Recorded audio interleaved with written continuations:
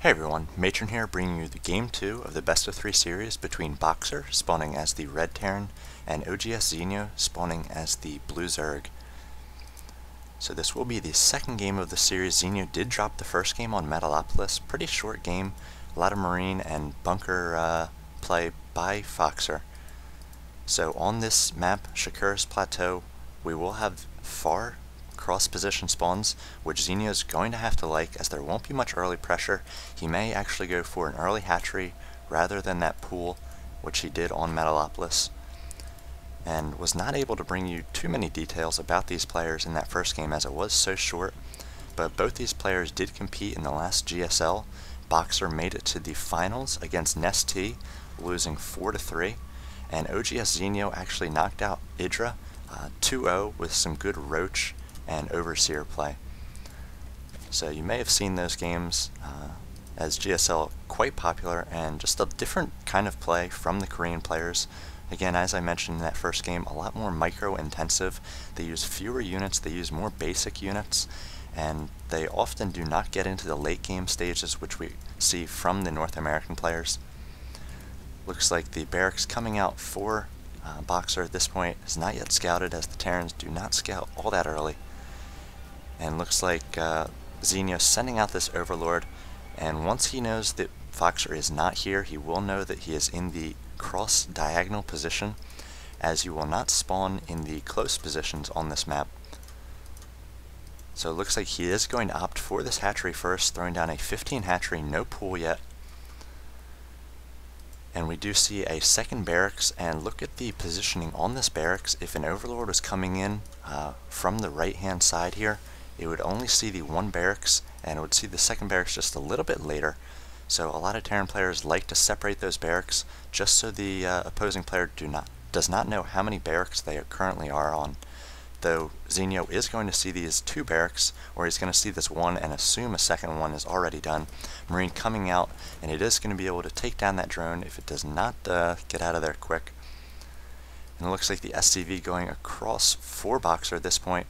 Again, once he scouts this bottom position, he will know that they are on the diagonal position, and he will not like that. We do see a patrolling drone, and again, this is going to prevent the bunkers from being thrown down. So Zenio, being extra cautious this game, finally does have that pool up, does not have any gas, so we will not have speedlings early on in this game, but the distance between the two bases should allow for a safer opening for Zenio. We see two SCVs and one Marine coming in here, and a ton of drones able to fend off these SCVs and Marines, but it looks like instead they're just going to transfer over here. So bringing almost all of his drones, Zenio is. So you have to think that he is a little bit cautious in this game, does not want to lose this series 2-0.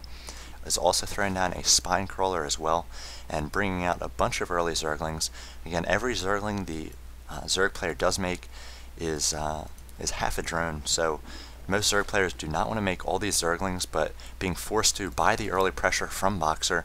Again, coming in here with two SCVs, wants to throw down those bunkers any opportunity he can get, and also wants to tank with those SCVs. As you see, he is trying to put the SCVs out in front, but it looks like the Zerglings are able to get a good surround. Fighting on that creep gives them such an advantage, as they are able to move a little bit more quickly and get a surround on these Marines.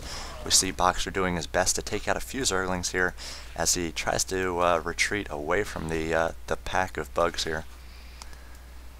Now we see a command center going down for Foxer. He just on the 2 racks, so opening pretty much the same build order he did last time, 2 racks into fast expand, but the pressure was not as effective as in the first game just because of the positioning here. We see Zenio getting up a second queen at this point, so getting a little bit more into his macro game.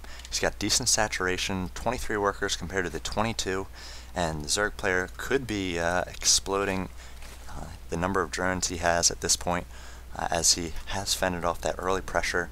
Foxer now pulling back, throwing up another 2 barracks, just now getting on these gas. So both players going for late gas here. Zenio just now getting up his gas, so he will not be on tier 2, he will not be on Zergling speed for quite a while. Does have these Zerglings outside of the base of Boxer, so he will know when Boxer does move out. And Boxer doing a little bit of split here with these Marines. This is something we will see from him, as a good response to the banelings, which are basically the anti-marine for Zerg, is to get into the habit of splitting up your marines so that if a baneling hits here, it's only going to take out 3 marines rather than clumping all of these 9 marines together and possibly taking out 6 or 7 marines with 1 baneling. So we see that door coming up, and these SCV is now working on the mineral line. If we look at the income tab, we see that explosion of drones, which I was talking about. 36 drones now for Zenio compared to the 28 of Boxers. We see even more coming out, up to 41, and his income will soon show that. Now getting on a 3rd and 4th gas, and it looks like Boxer just now getting, or still on just the 2 gas there. Just on these basic units as well, finally creating a few Marauders, also working on Stim and Combat Shield at the same time. So we may see some sort of timing attack with the Stim pack once that finishes in about 65 game seconds. And these Marauders are going to be great for tanking damage if we keep them in the front of the line and micro back these Marines. Those Marauders with the 125 health and the 1 armor are going to be very effective against both Zerglings and Banelings. Looks like we have a Baneling nest up for Zenio at this point, also working on a 3rd expansion and streaming a bunch of Zerglings who now have speed across the way here. They're going to poke up here and see the relative size of the army of Boxer. And now we are going to see him pushing out as the Combat Shield and the Stim are about to finish, about 20 more game seconds. So good timing here with this push.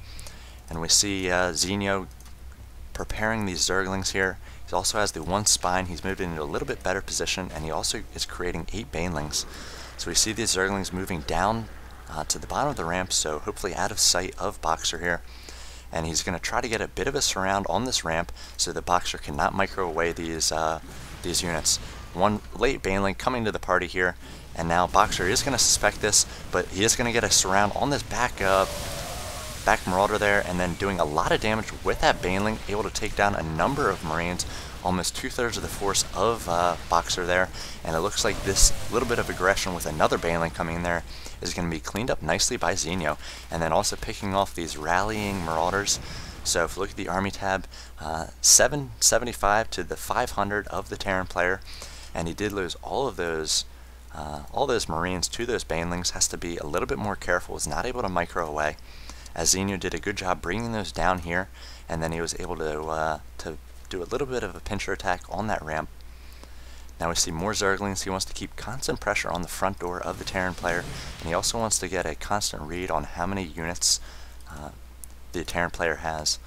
If the Terran player is teching up a bit more, then Zenio is going to feel better about droning up or creating another expansion, as he does have this 3rd not yet fully saturated. If you look at the income, 61 workers compared to the 48, but again, those mules going to keep it relatively even. If you look at the APM for both players, do have 263 for Zenio, 175 for Foxer. But we will see that skyrocket once Foxer gets into the micro-intensive battles, as he may be pushing out again here. We do see him working on the weapon level 1 infantry for those barracks units, and also finally getting out a few medevacs. So both players very late to tech. We do see Mutalisks coming out for Zenio, so they are going to hit the field about the same time. And these medevacs are so key, as they will allow the Marines to stim up, which is going to make them even faster and more easy to micro, and then the medevacs will be able to top them off. As we see a large group of Marauders now moving across the field, they are going to be able to tank for these Marines. And Zenio, in response, throwing down a lot of creep. Again, he will want to fight on creep, as it will give him the speed advantage, allow him to counter the micro of Foxer and get a good surround, coming out with more Banelings and Zerglings, and a lot of Mutalisks as well. So we see the medevacs coming in here, the Marauders trying to tank in front for those Marines, the Marines stimming up and coming back here, and they're going to do their best to take down those Banelings before they can do much damage. So about half those Marines going down to Banelings, but a decent job microing them back. Stim's going to wear off. All those medevacs were taken down by the Mutalisks. Now Mutalisks going to come in here with a few more Banelings, finishing off these Marines. And Zenio is going to take that one. If we look at the army tab, 1725 to 800. And we saw Foxer, his APM just jumped 30 for the entire game after that encounter. as he is going to be microing now that he does have these medevacs able to heal up those stim marines.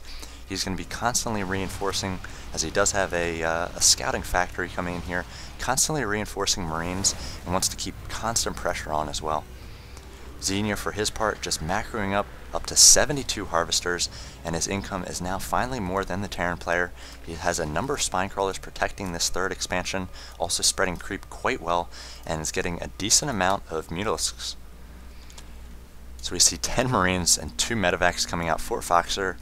Again, as I mentioned in that first game, just focusing on these basic units, the one upgrade, the stim, and the combat shields. He's going to have a scouting marauder coming in here, stimming up, and going to be able to see the unit composition of Zenio. These banelings in the back rolling towards the marines here. The marines doing their best. A good split by Foxer here. And again, the banelings do not want to engage off creep with those split marines. Marines, for their part, are chasing down those banelings. Every baneling they can pick off is 3 or 4 of their buddies they could possibly save in a later engagement. As we see another great split, check out these small groups of 3 and 4 marines, and the banelings are wasting themselves on just 1 and 2 marines down here. And we see a lot of marines still left. The army tab, 1800 to 2600. More marines being rallied into the base of Zenio. Needs to pull those back.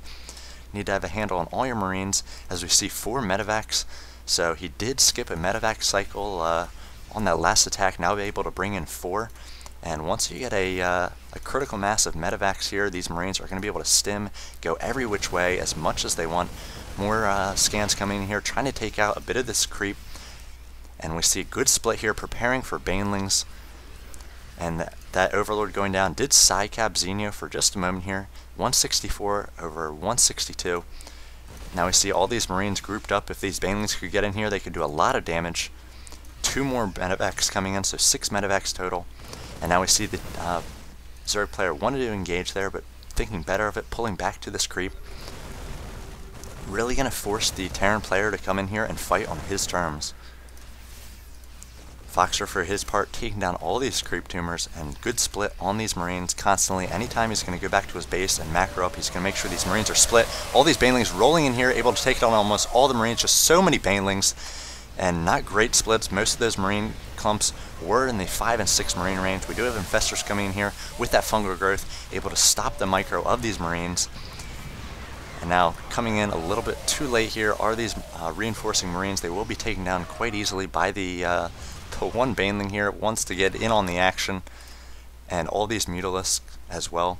So Zenio has not really lost any mutalisks throughout this game, just constantly reinforcing his mutaball up to 19, and could really start doing damage with that. He does have the +1 upgrade, so that first shot doing 10 damage. We see a few misrallied medevacs, and now it looks like Zenio will be moving into the main of Foxer here. We do see Foxer creating a 3rd command center, so getting on a 3rd base maybe a little bit late, taking down this missile turret Zenio is, and finally focusing down this orbital command. So this is going to cost Boxer mules and scans, more importantly. So no more of the creep control for Foxer. Finally taking down this starport, so he is going to stop the creation of medevacs. And we see Zerglings streaming in here, trying to take down the 3rd, able to take down and surround these reinforcing marines. And Foxer does drop this game, so Zenio's going to be able to even this one up, force a game 3. And again, I think just these positions on the map, a lot more conducive for a longer game, and able to throw down this expansion here at the 15 drone mark, and was able to keep it up. Good patrolling drone here at the bottom of that ramp, able to prevent any sort of bunker in. Did have a spine crawler as well. And then that first encounter where he brought all of his banelings down below the ramp here, was able to get a good surround on the Terran player and able to do a lot of damage. And then finally at the very end, all those banelings able to take down the large amount of marines. And I think Zenio at that point was on 4 bases and was just able to out macro Foxer. So Foxer really wants to win these games in the early going so that he can be very effective with that micro. Again, the fewer marines you have versus the fewer Zerglings, the better. Once you get into the late game and the Zerg player does macro up, does get on multiple bases, and does get mutalisks, it's going to be much more difficult. So we'll see which style and which player is able to take game 3. I'll go ahead and cast that now. thanks for watching this one, and I'll see you there.